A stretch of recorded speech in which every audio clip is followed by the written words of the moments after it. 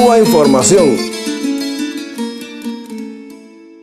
No me digan más mentiroso, no me digan más, no me digan más. Medios de todo el mundo publicaban la noticia. El gobierno de Cuba ha decidido poner en libertad a 3.522 personas presas como gesto humanitario ante la visita del Papa Francisco a la isla. El Papa, recordemos, visitará también Estados Unidos en esta gira. Y hace unos días en Washington, más de 60 organizaciones sociales, encabezadas por Pastores por la Paz, pedían al presidente Obama que siguiera el ejemplo de Cuba en la liberación de presos.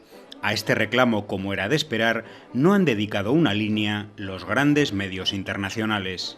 Haciendo una regla de 3, si la población carcelaria de Cuba es de 57.000 personas y la de Estados Unidos de 2,3 millones, la mayor del mundo, la Casa Blanca debería liberar a 141.000 personas encarceladas para alcanzar la magnitud de la medida tomada en La Habana. Pero el mensaje de los medios no ha sido en sí el indulto humanitario en la isla, sino el hecho de que entre las personas amnistiadas no figuran los supuestos presos políticos. Ante los micrófonos de agencias y televisiones de todo el mundo, el disidente Elizardo Sánchez Santa Cruz reclamaba la libertad de 60 personas presas en Cuba por razones políticas o por procesos políticamente condicionados. El mensaje a la opinión pública internacional, una vez más, es que en la isla, a pesar de las excarcelaciones de 2010, aún existen 60 presos políticos, y que por consiguiente la Unión Europea y Estados Unidos deben seguir presionando políticamente a La Habana. ¿Pero qué tipo de presos políticos contiene dicha lista?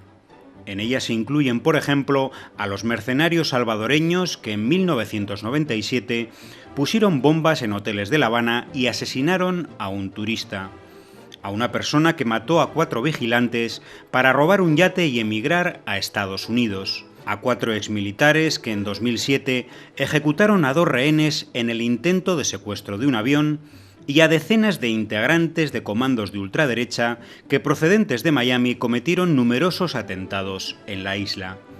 ¿Por qué los medios no hablan de esto? ¿Por qué no nos dicen que estas personas cumplen pena por acciones violentas, algunos con gravísimos delitos de sangre? Si aceptamos como preso político la definición de Amnistía Internacional, que afirma que es todo preso cuya causa contenga un elemento político significativo, podríamos encuadrar a algunas de estas personas en dicha categoría, pero según el mismo razonamiento, ¿por qué dichos medios se niegan a denominar presos políticos a los más de 500 miembros de organizaciones armadas en las cárceles españolas? ¿Y por qué esos medios rechazan la consideración de presos políticos, o en este caso de conciencia, a las decenas de independentistas vascos que están en prisión por militar en partidos ilegalizados y no por acciones de violencia? Es el caso del dirigente Arnaldo Otegi, cuyo reclamo de libertad por parte de 3 expresidentes latinoamericanos y 3 premios Nobel de la Paz ha sido silenciado absolutamente en dichos medios. Pero volvamos a la gira del Papa Francisco y a su segunda escala, Estados Unidos. Leemos que el estado de Arkansas, uno de los 31 estados con pena de muerte y que no la aplicaba desde hace 10 años, ejecutará a 5 presos en las próximas semanas.